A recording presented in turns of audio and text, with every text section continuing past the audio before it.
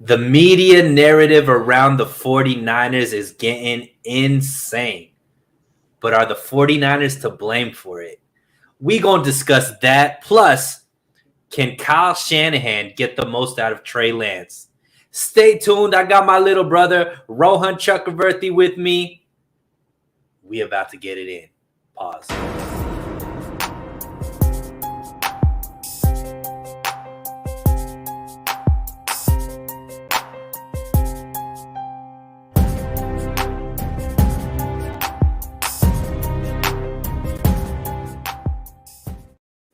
What is up, fam? Thank you so much for tuning in this evening to So Real Sports Talk TV. I am your host, So Real Sunil. I got my little brother over next to me, Rohan Chakravarthi.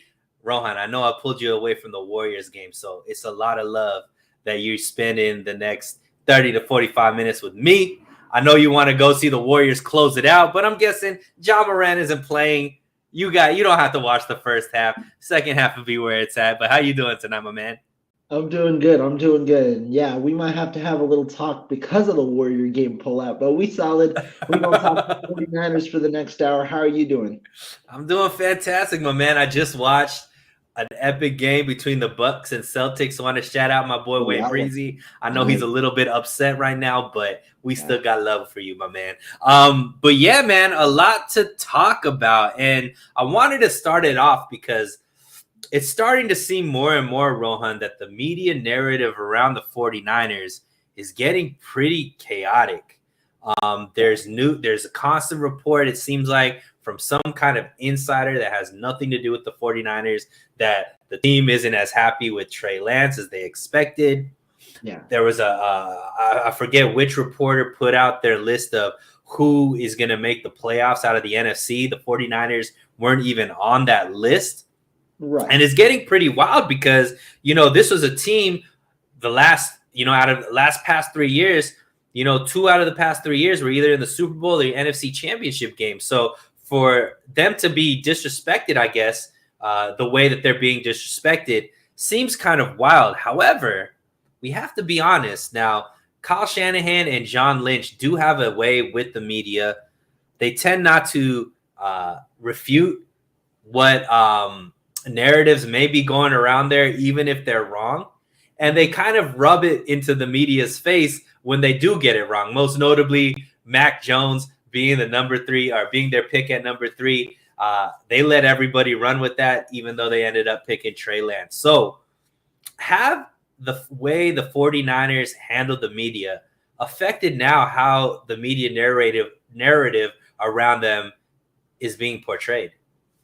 I'll talk a little bit first about what is being portrayed because it's the dead season in the for the NFL right now. Guess what? There isn't any more draft talk. There isn't any more like real NFL talk.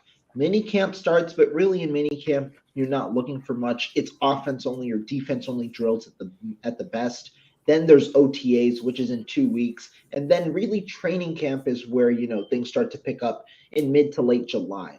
But first, everyone saw the Matt Lombardo report. Matt Lombardo goes out. He's like, the 49ers have been continually underwhelmed by Trey Lance. And to me, I look at it in 2 ways, right? First, is there more to this story? Because normally they'll explain, he just tweeted it out. Normally you explain the tweet a little more. Lombardo goes on some radio show and explains the tweet. And he this is my frustration, right? Because he obviously tweeted that out in a way for clicks, because when you look at what he says, it's that there was some level of disappointment during training camp of last season.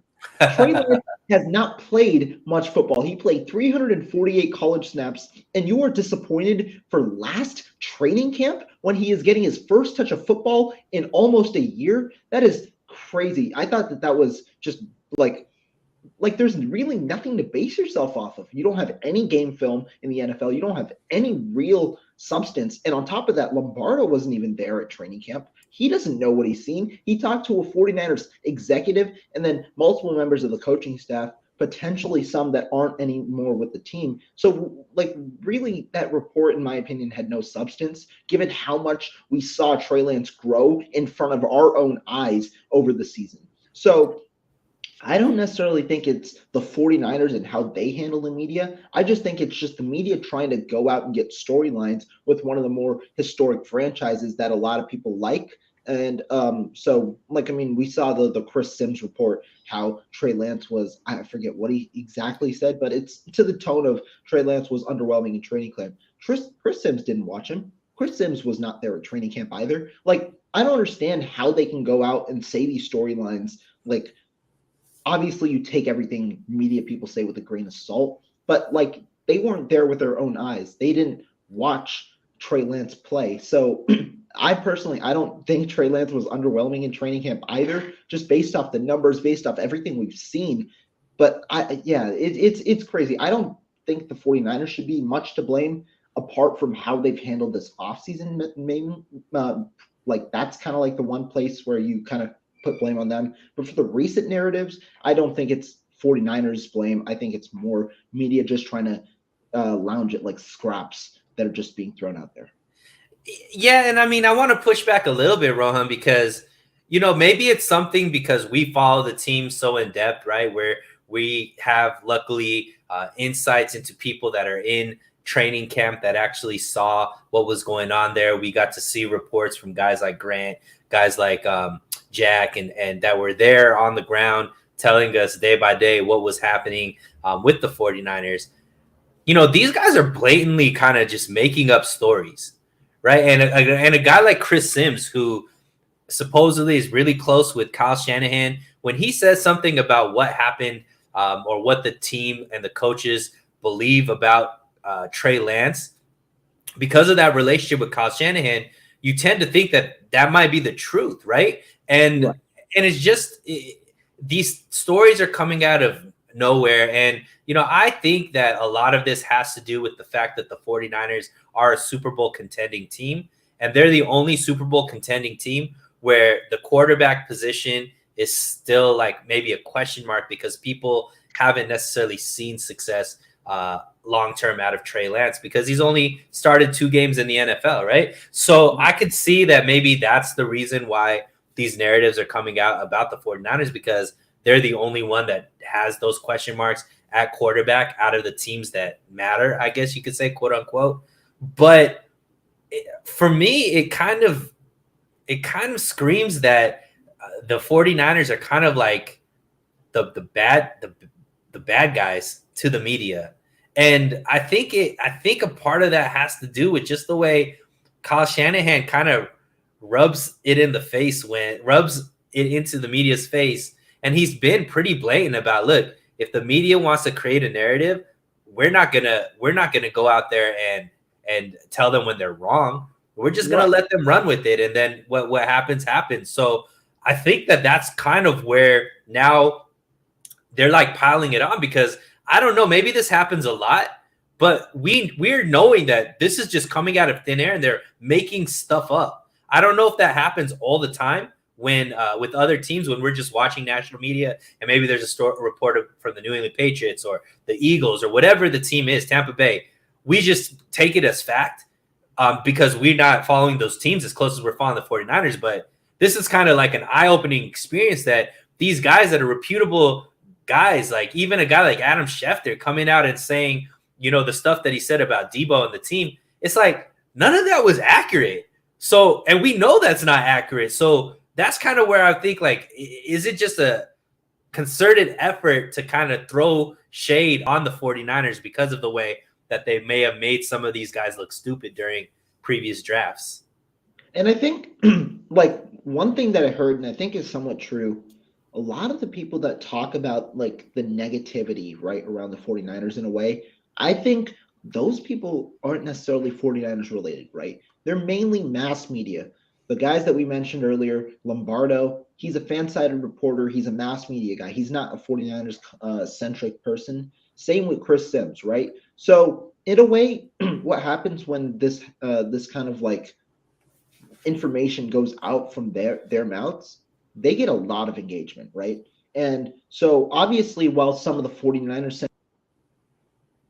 it's a mass, like you're getting a lot of engagement, not only from the 49ers side, but you're getting a lot of engagement in general. And that just brings your name out as a mass media member. And so that might just be a thing. You're trying to get engagement in a way. Obviously, I'm not going to be here trying to speculate what the motives in a way of these guys, of why they did or why they're saying the narratives that they're saying. Maybe they're actually hearing it, and maybe the information is just misconstrued from other people. But it is certainly interesting.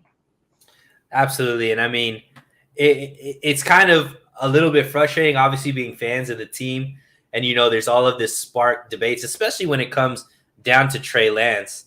And, Right. We'll transition into that because I put up a tweet today that's been getting a lot of clicks. And, I was talking about some of the notable quarterbacks and their success under Kyle Shanahan. So we look at RG3. He was obviously a first-round pick when Kyle Shanahan was there with Washington, whatever. Back then they were obviously a different name, but the Commanders. Rookie of the year. He had Matt Schaub in Houston, got him to be a Pro Bowl quarterback. He had Matty Ice, Matt Ryan in Atlanta, MVP season, Super Bowl appearance in the years that he was there. He had Jimmy G, 2 NFC championship games, a Super Bowl appearance. Even a guy like Nick Mullins that was an undrafted free agent broke, I guess, records as far as the amount of yards he threw in a season under Kyle Shanahan. So for everything that's been said about Kyle Shanahan and his inability to necessarily maybe draft a quarterback and create him, there's this narrative that he needs a finished product. He can't develop a quarterback. He does have a lot of success there as far as what he's been able to do with quarterbacks. Now he finally got his guy in Trey Lance. They obviously traded up to get him. And out of all the selections that were there, they had 3 or 4 quarterbacks that they could select from. They chose Trey, and they seem pretty happy with that pick. But seeing what you know about Kyle Shanahan and just maybe his history overall, do you believe Kyle Shanahan could get the most out of a guy like Trey Lance, and why or why not? Yeah, so before I answer the question directly, I want to just talk about Jimmy Garoppolo real quick. In this offseason, right? Obviously, the shoulder surgery derailed trade talks. But I think also, as a part of trade talks, some teams may be hesitant to trade for Garoppolo because they believe if Kyle Shanahan is trying to move on from him, they might not be able to get obviously, I think other teams in the NFL respect Kyle Shanahan as an offensive guru, that they think that if they get a Kyle Shanahan product, someone that Kyle Shanahan's trying to move on from, then there isn't much value in those type of people, right? Hence, probably as a part of the reason why Jimmy Garoppolo hasn't been moved. And I think when the league is speaking like that or about Kyle Shanahan, I think that that's important to note because it does show in a way to his pedigree. And then I saw your tweet. You talked about Griffin, Matt Schaub, Garoppolo, Matt Ryan, and all these different guys that Kyle Shanahan has kind of helped, right? And obviously, the one thing that people like to hold against him, all of these guys were established quarterbacks, and the one guy he drafted, Robert Griffin, didn't necessarily pan out into an amazing NFL quarterback, right? But with me for Trey Lance, can he get the most out of Trey Lance? I think it's actually a little more of an interesting question. Because when you're asking to get the most out of Trey Lance, you're not necessarily thinking about the team overall. You're thinking about individual. And when we see how Kyle Shanahan has run his offense in San Francisco with Jimmy Garoppolo at the helm, what has it been? A ton of running the football, right? We haven't necessarily seen a prolific passing offense. I think we were 30th in the NFL in passing attempts last year. However, does that mean that Kyle Shanahan isn't is somewhat afraid of running a pass-first offense? Obviously not. We saw Matt Ryan in back 2015, 2016, when he had near MVP numbers, throwing for a significant amount of yards, and they still had a prolific rush attack, but obviously the majority of their offense was through the air. So I don't think that Kyle Shanahan can get the most out of Trey Lance. I'm just very interested to see what is the offense that we implement in 2021. Will it be a ton more of running, obviously, because Kyle Shanahan, in a way, apart from the RG3 season where there was a ton of running in that system as well, he hasn't necessarily been in the other situations have been with established passers in a way. So I'm interested to see, will he try and be a little more conservative with his first year with a rookie quarterback as they're trying to start up that development even more, or will they be as Kyle Shanahan kind of wants in a more passive offense? Yeah, and I mean,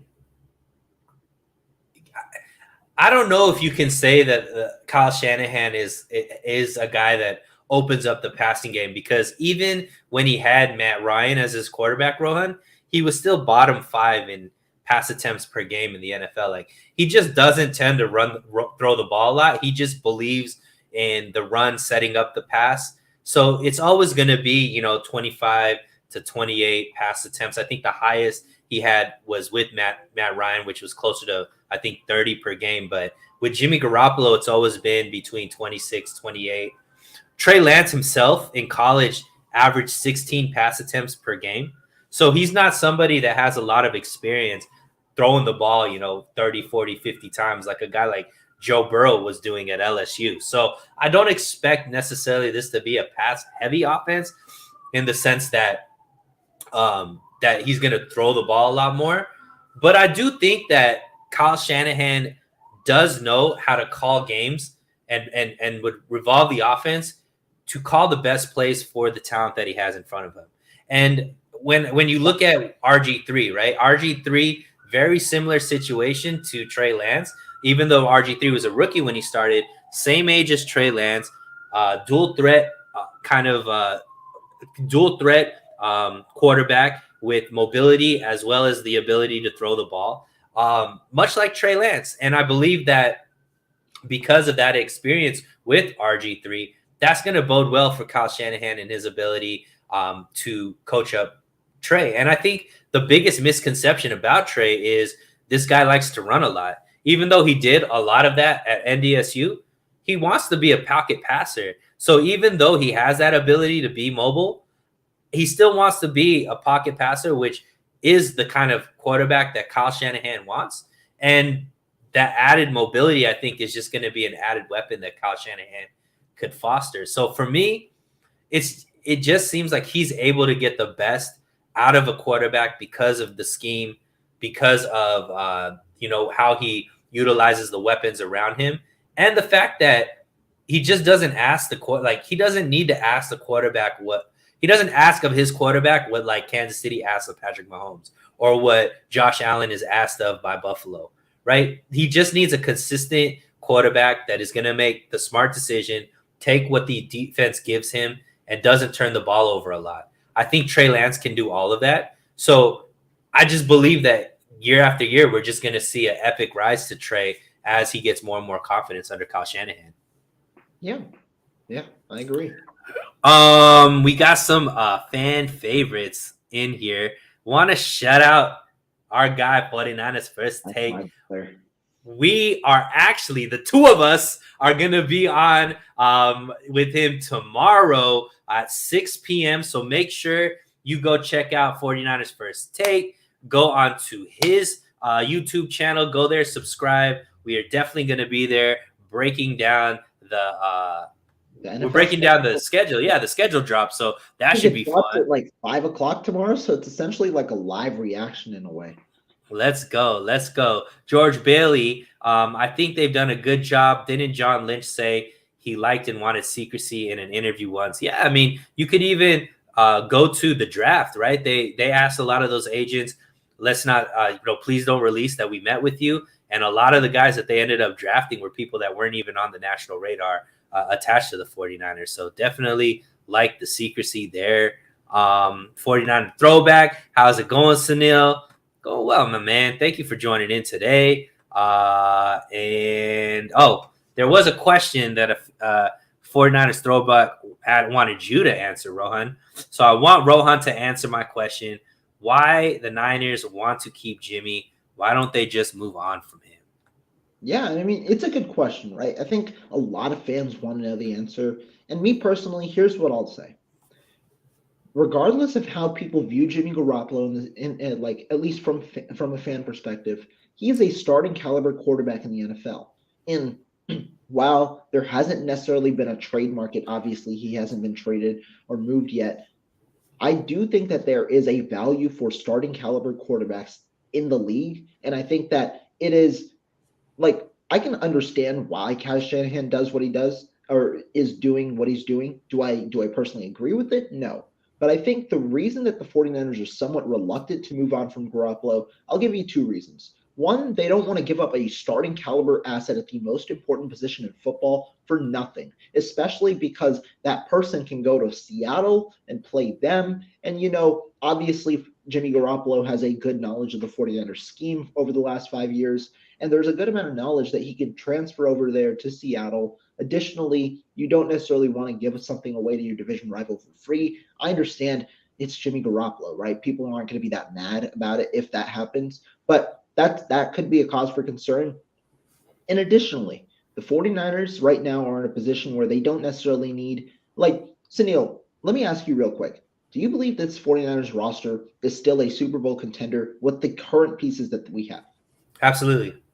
There we go. That's the answer. The 49ers believe that they're probably Super Bowl contenders right now with their current roster, and that is what the current mold being Jimmy Garoppolo on the books, right? And so if they're not necessarily going to get extremely better with Jimmy Garoppolo off the roster, at least in their eyes, right? Because I don't know if they're going to make any drastic moves in free agency, given how they've had such a deep and complete roster right now. And given that there probably isn't a huge amount of additions in free agency that can significantly boost their roster by adding starting caliber talent to their team right now, I think that they could potentially be looking at it as, look, we have an insurance option in Garoppolo, a very, very, very pricey insurance option in Garoppolo, but they get a third-round compensatory pick next year, which likely exceeds any value that they get in any trade that they're going to get for Garoppolo, at least given how the market went, right? Remember, Matt Ryan went for a third-round pick. I think we can agree that Garoppolo, at least on his salary, which is more than Ryan's for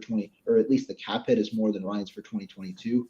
I think that Garoppolo isn't worth what Matt Ryan is worth. So yeah, I think that they can get more value for him if they hold on to him. They view him as an insurance offer, and they probably think that their roster is good enough as it is, where they don't have a need to move on from Garoppolo and make another team better.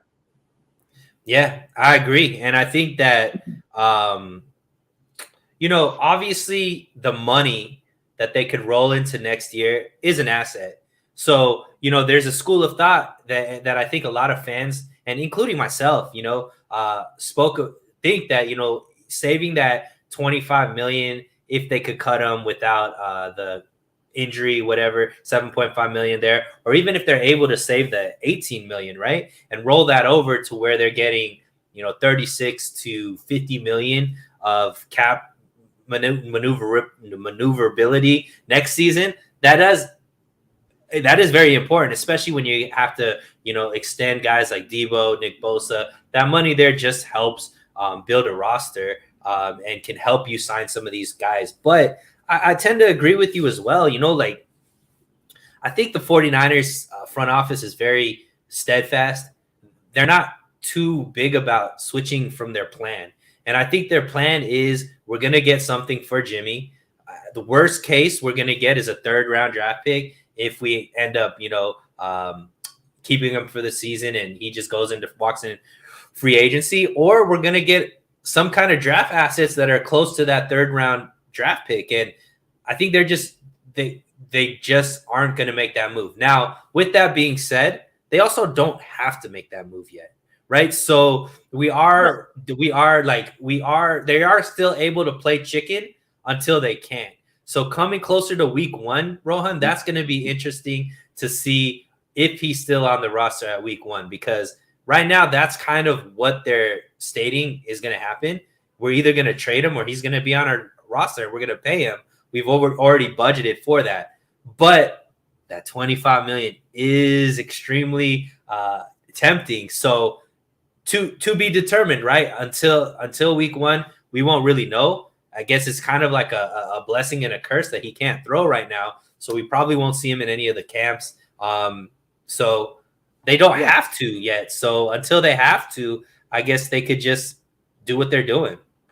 And real quick before we continue on that topic, I agree. I don't think that me personally, I would definitely move on from Garoppolo. I don't think that it would be a good situation in a way to keep him on the roster. Yes, you have him as a very solid backup in a way with a guy that you're very comfortable within your own system.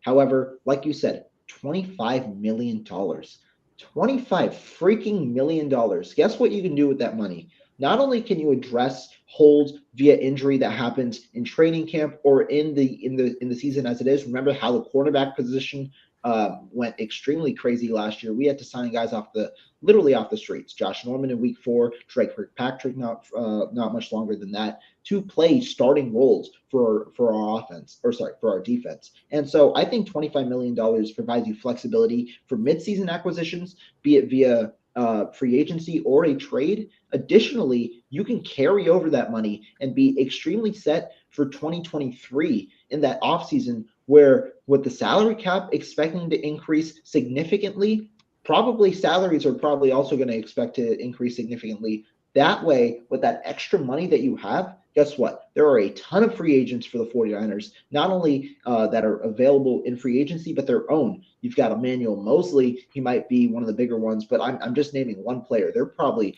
10 to 15 quality players that the 49ers could look to re-sign, and that extra $25 million gives you some amount of base where you don't necessarily have to restructure contracts in order to sign guys back and get other guys in to improve your roster. And real quick, with that last comment, I see his money isn't guaranteed. You're right.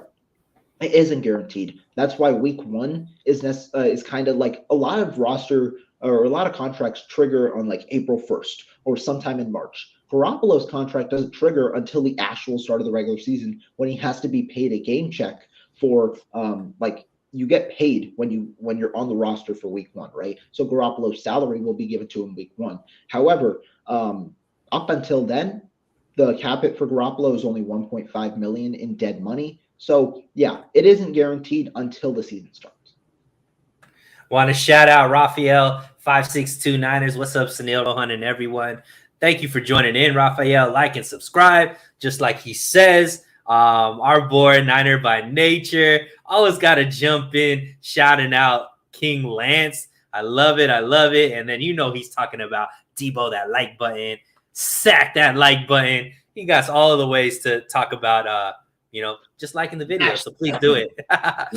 And while we got everybody in here as well, I did put Rohan's link to his YouTube channel in the description. So if you haven't subscribed to him, please do so. He puts out a lot of great content. He has a podcast with Marco, who also is a great content creator. These guys are the up and coming content creators for the 49ers. They do a lot of great stuff, have a lot of great access to players, and just make sure you're following them, because they give you insight that I personally can tell you not everybody else is giving them. So definitely check that out. So let's keep going. Rohan, obviously the team is pretty much settled as far as its personnel. Obviously, we don't know who's going to make the 53-man roster, but we do know, who all is there to be selected from. And we do know what the team has done in the last 2 drafts and who they brought in the offseason. So based off of the personnel, what do you expect this team's playing style will be?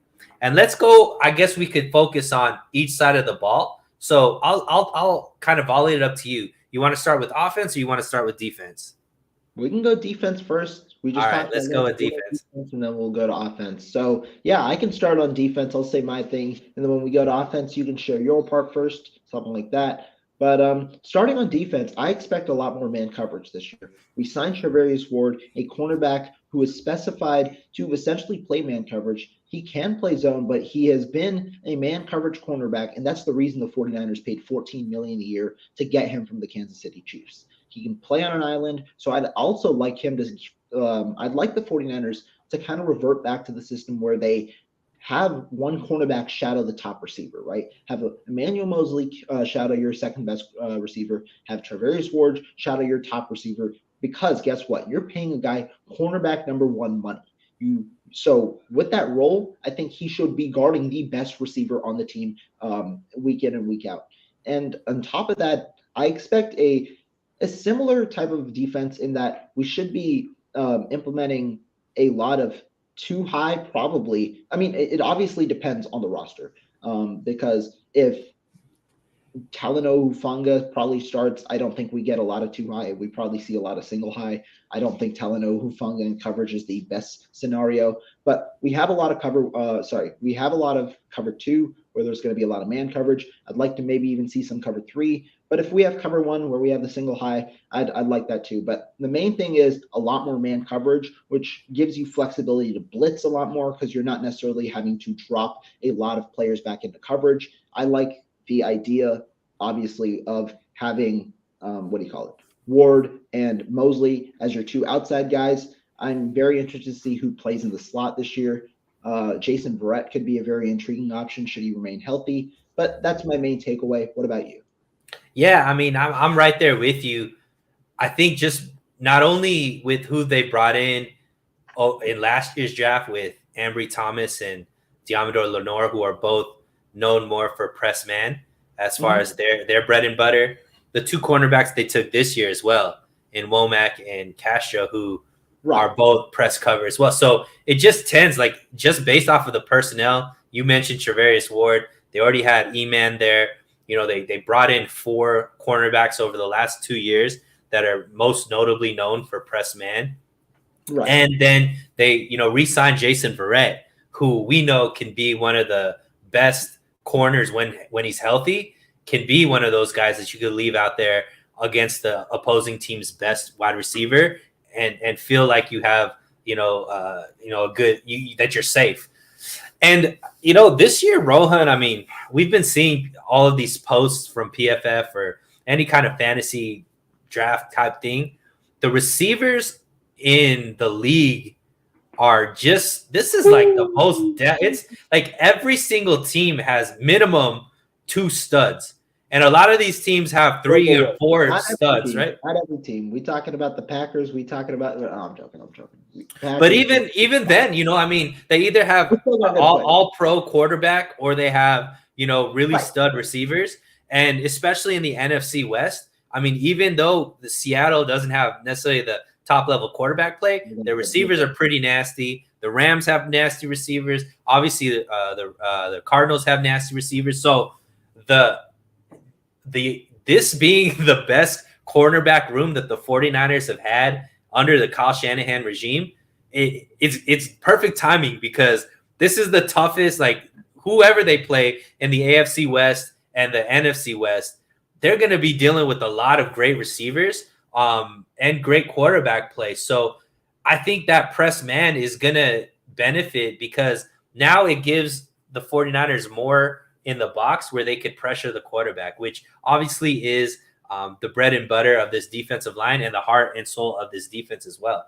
So I think that having that ability now where the cornerbacks are no longer a weakness, now they can actually be a strength.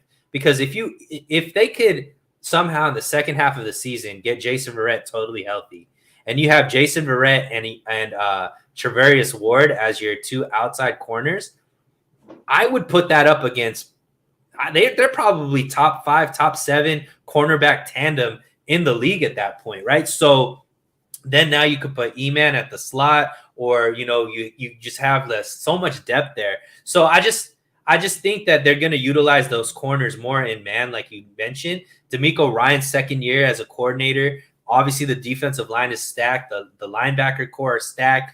Safeties now become the little bit of a weakness outside of Jimmy Ward, who we know we can trust. Hufanga, Burks, or even Tavon. Forget that last name's slipping my mind right now, but that's kind of a weakness. But it seems like every other level is now more of a strength. So I do expect them to be physical up front at the line of scrimmage, and then that press man. It's just going to be all about intensity. And hopefully, if the offense could play the way that we need them to play and score a lot more in the first half, it could be really, really fun for this defense, Rohan, if they could just focus on just pass rush.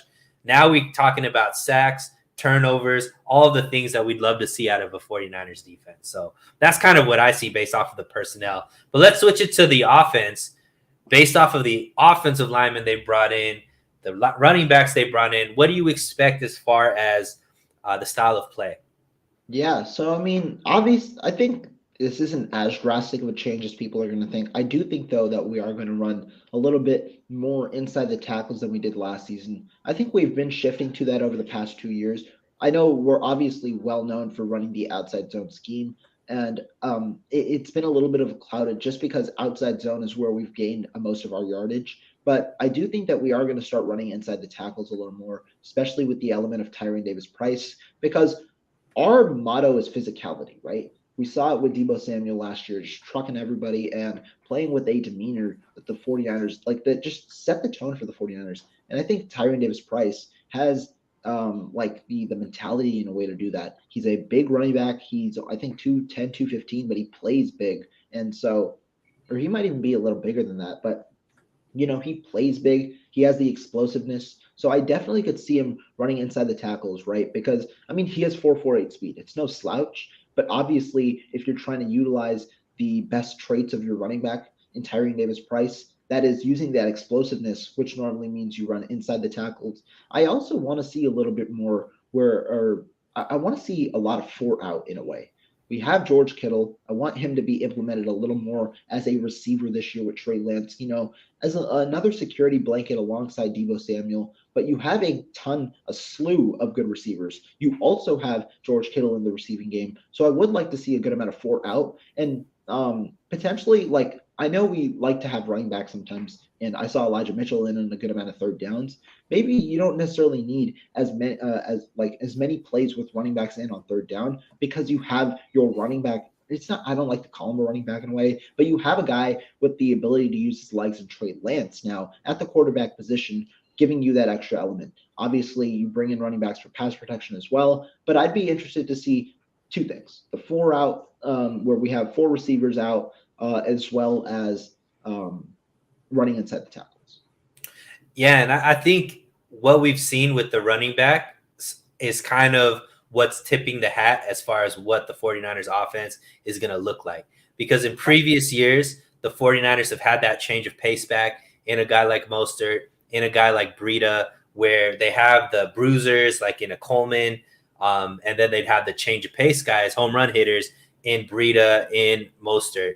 Even though they let go of Mostert this year, they didn't re-sign anybody that has that track-like speed, right? They just got pretty much 4 or 5 running backs that are all pretty much built the same, that kind of have the same skill set where they're run through contact, pound the ball through the middle between the tackles, and without necessarily known for that breakaway speed.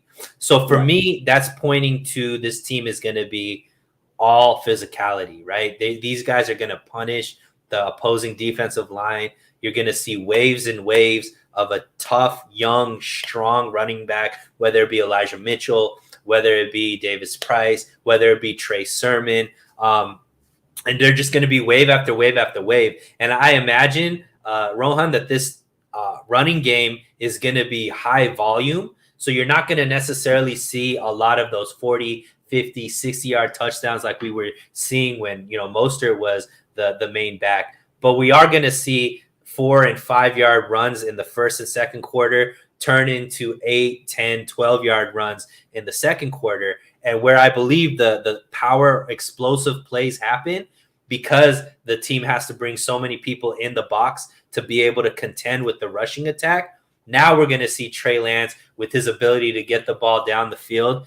The explosion is going to be in the pass game, which is something that we haven't seen in previous years. It's kind of been the opposite, where the explosion has been in the run game and the pass game is kind of underneath throws that go for high yak. Now I think it's going to be air yards that we're seeing a lot more of, with Trey Lance more prone to be able to throw that deep route to an Ayuk, to a Danny Gray, to a Deebo, even to a Kittle, or, a Juszczyk running up the sideline. We're going to see more explosive plays in the passing game. Not necessarily more attempts, but just more explosive plays, because the rushing attack is going to be so prolific that they have to bring the linebackers, maybe even some of the safeties in to help in that box to contend with these big backs that the 49ers are going to be running at defensive lines.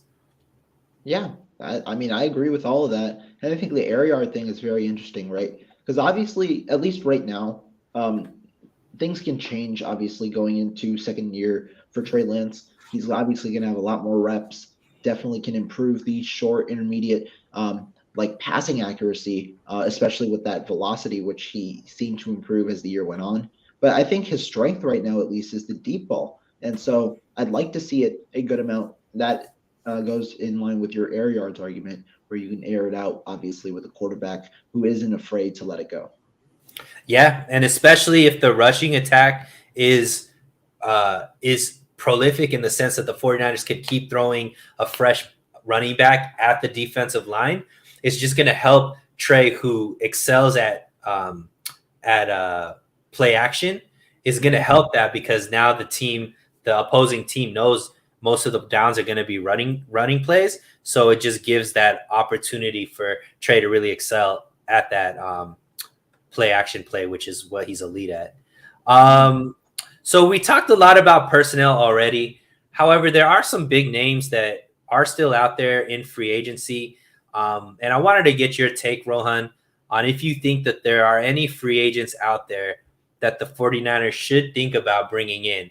And even though maybe cap money isn't there quite yet, obviously we know they could cut a guy like Jimmy G or trade him, get some money there, or do something. Let's say cap isn't an issue. Let's just talk about just fit or if there is a need. And two guys that have kind of been linked, obviously, Julio Jones and Jaquiski Tartt. Those are the two that I'm kind of eyeing. What do you think as far as if the 49ers should make a play for those two guys and anybody else you can think of? Now, let me just talk real quick about Julio Jones, because I've seen it on Twitter that people necessarily don't want Julio Jones. Julio Jones isn't. Ooh, there's another one. And here's, I'll give you the argument for Julio Jones. Julio Jones isn't going to come in and be your number one, number two, or number three receiver. However, right now, we have 5 receivers in a way that are locked because of contractual obligation, because of draft status, or because they're just outright good right now. That's Deebo Samuel, Brandon Ayuk, Juwan Jennings, Ray McLeod, and Danny Gray. Those are the 5 locks on our roster right now. Now, the 49ers carry 6 receivers onto their 53-man roster. At least that's what they did last year. And so, obviously, there's an open spot. People want that to go to Tay Martin, Taysier Mack, or a guy like Marcus Johnson from Indianapolis last year, or even Malik Turner, one of those veterans or one of those guys that were selected in undrafted free agency. But are you really going to come here and tell me that Julio Jones right now isn't better than any of those 4 options, or at least isn't more proven with a knowledge of the 49ers system? That at least to me is incorrect. I think Julio Jones right now is better than those 4 options that I named. And when you're going into a year, I understand, right? The injury concern is obviously there, which means he's going to be in a limited role, but that's what you expect out of a 6th receiver, right? And so going into 2022, the 49ers, they embrace competition. And I think if Julio Jones can prove himself in training camp, prove that his body is fine at the moment, that he can sustain play in a limited role, I think that he deserves a roster spot on the 53-man roster because there's an extra one. And you can't tell me if you're trying to compete for a Super Bowl right now that you aren't going to take the premium, or not premium, but the better talent heading into 2022, because you can probably get at least one of those 2 in Tay Martin and Taysier Mack, at least one of those 2 on your practice squad, have them develop for a year. And so I see a comment right now, and that's the one thing. Julio requires a lot of money. That is an interesting argument. Now, I am on the assumption that Julio Jones will cost he won't cost that much, right? Obviously, he demanded $15 million on his contract last year. I'm of the assumption that Julio doesn't cost much. If he costs a ton of money, then you have to make it an incentive-based contract because you shouldn't be paying him a ton of base salary, at least at this point in his career. But the talent, at least, I think is worthy of making him the 6th wide receiver on your roster. What about you? Yeah, I mean, when it comes to Julio, the thing about Julio is there are names that are still in free agency that are younger, that teams would go after maybe over Julio, that don't have the same question marks that Julio Jones has. Okay. So I think that if Julio is out there, much to your point, he isn't going to be as expensive as people may think, just because already teams have filled their wide receiver roles, and the teams that have money, are those the teams that Julio really wants to play for? The Texans, Jacksonville, stuff like that. That's not really where I think he wants to go. I think he wants to go to a contender. and he wants to go to a place where he can repair his reputation to be able, and maybe next year, sign a bigger contract for maybe like a 2-year contract where he could get his last payday of his career. And we've seen receivers come to the 49ers in that type of mold and go out there and get paid right after, right? We've seen it with Emmanuel Sanders come in, play a real key role as far as being able to come in, be productive, and then go get a contract elsewhere. The next season, a guy like Kendrick Bourne, who was already on the team, but kind of like the seasoned vet, play a role as like a leadership role, third option type of receiver, go out and get paid with New England. And when you look at it from a Julio Jones perspective, you go back to Shanahan, who you've had some of your best years under as far as him being your offensive coordinator. You're going to a team that will be competitive, that aren't necessarily asking you to be able to stay healthy and be the number one option for 17 games, because you'd be maybe the third option, but most likely the fourth or fifth option based off of his injury woes. And it's a system that you already understand, and there's going to be value for you as far as a mentor and a leader from the 49ers side to teach a guy, especially a guy like Brandon Ayuk, who I think can be more of that pure receiver that Julio Jones was, and can learn a lot from a guy like Julio Jones as far as how to take that next level step for him. So with all of those things said, I think there's a lot of positive to it. I do understand, though, the money aspect, and I also understand the injury aspect. Do you really want to give up a roster spot to somebody who isn't going to be in the future of your team, and may take away from a younger guy that can be developed? And we saw a guy like Juwan Jennings get some playing time and then turn into a really important aspect of our team. I agree with you more than that other mentality. When you're talking about a sixth option, none of those guys are necessarily going to get on the field too much. So if you're talking about a guy that isn't going to get on the field, I'd much rather have a guy like Julio Jones who can bring leadership and qualities. And when you do need a play, he's still somebody that could go out there and get it. Maybe not every single down, but if you put him in spot duty and goal line packages, things like that, I still think he could be very valuable. Yeah, and I mean, another receiver that just like that is Emmanuel Sanders, who's still a free agent. If he plans to play another season in the NFL, if you want that leadership kind of guy over there in that wide receiver room, Emmanuel Sanders was the reason, or Deebo Samuel at least credited Emmanuel Sanders for being that leader back in 2019. It would be nice to have a face like that back in the organization. But obviously, all of this is contingent on like that player, whoever we bring in at the receiver position, should we bring someone in, being worth the value of a sixth wide receiver on the, like, we're not going to pay a guy like Julio Jones $3 million in base salary to be the sixth wide receiver, right? Unless you can move on from that salary because it's non-guaranteed in training camp, because that is a ton of money. Obviously, you can make it incentivized to where it's worth $3 million at the end and barely any guaranteed money. But I do think that like that factor is certainly important with the way the 49ers have their salary cap right now. And let's talk about a guy like Tart. So I know a lot of fans are split on whether or not Tart should be brought back or not. But the reality of his situation is his market is pretty much dried up. A lot of teams took safeties in the draft. Teams that maybe needed a safety already filled those positions. Even a guy like, the Honey Badger just signed his contract, who was, out waiting till after the draft. So as far as the amount of money that's out there for a guy like Tart and an actual fit for a guy like Tart, it's few and far between. So the 49ers might be able to get him back on a 1-year deal that is pretty much in favor of the 49ers. Do you think, Rohan, they should take a look and make the call to Tart and see if he would want to come back for a year, knowing that we still don't really have a bona fide starter next to Jimmy Ward? Now, I've been I personally, throughout the entirety of this offseason, I've been a proponent of bringing Jaquiski Tartt back. I think he has value on this roster. I think he would be a good addition, and I think he'd be a starter, obviously, opposite of Jimmy Ward with the way our safety rotation is going. Now, if we're talking realistically, I don't think Jaquiski Tartt is back on this roster.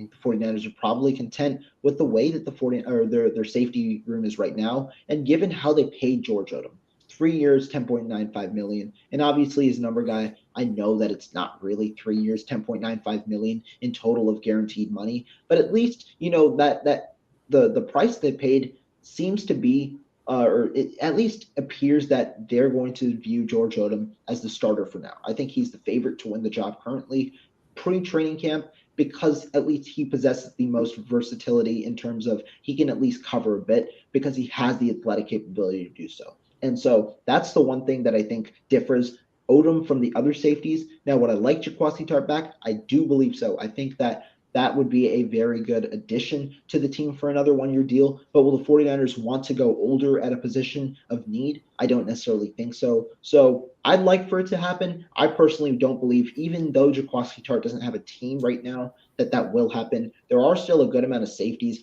on the market right now. I know Landon Collins is there. DeShazer Everett out of Washington is still there. There's a solid amount of safeties that are still on the market. So I don't think that market is going to dry up really anytime soon. I think a ton of those safeties are probably going to wait. It waited out in a way, and at least in Jaquazi Tart's sake, he probably believes that he should be a starter in the NFL. So should an injury occur early in the season, I think that's where Jaquazi Tart finds his home, because you can plug and play him as a starter for a certain team with an injury. Wow, so you think he might start the season out on a roster? Yeah, I do. I think that is at least a viable possibility, because if he signs somewhere right now, I don't think that he is at all guaranteed a starter spot. I know, like in San Francisco, we consider him a starter, but that's why I think it probably requires an injury for him to be considered a starter at any position, or like with any team. Other than the 49ers. Yeah. Yep. That's interesting. That's kind of why I believe that there might be a chance he can come back, because one, I don't think the money that he expected to be out there is out there anymore. And two, like, where is he going to get a system that he's familiar with to be able to continue to play at a high level? I think just the familiarity, he might come back to the 49ers on like a vet minimum deal or something like that.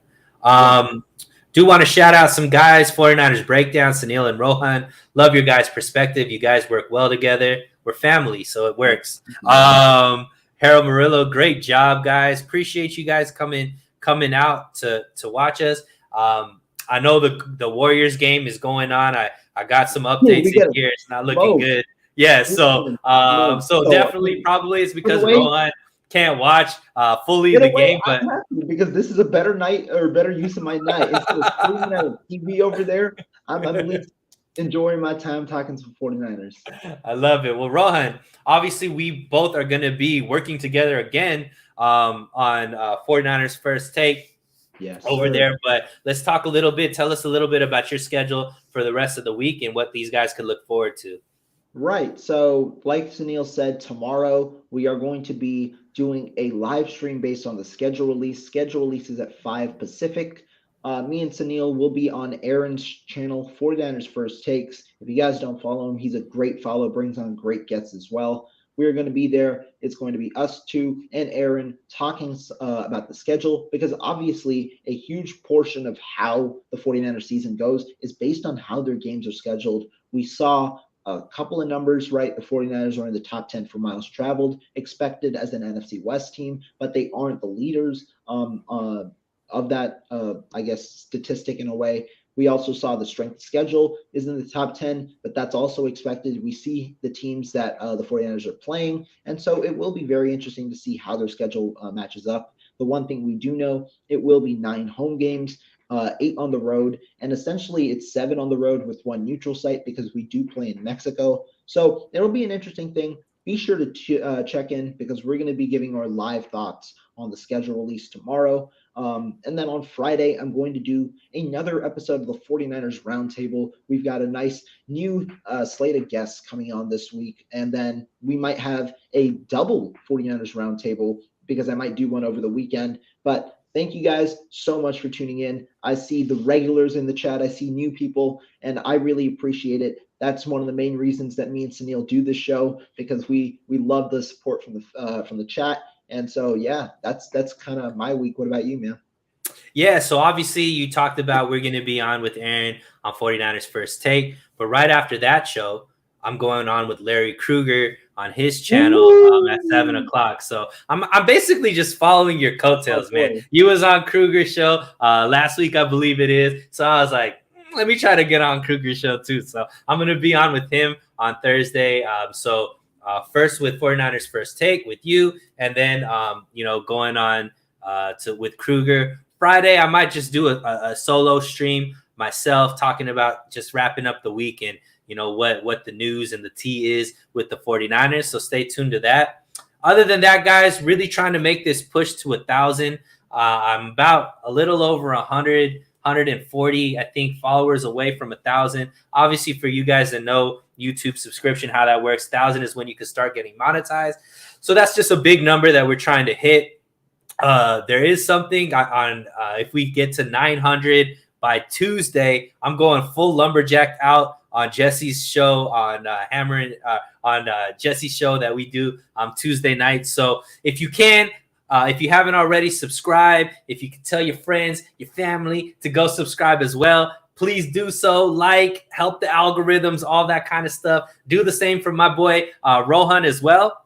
Other than that, you know what we say. Keep it safe, stay hydrated, and we'll talk again very, very soon. You guys have a beautiful night, guys. Hopefully the Warriors can pull it out.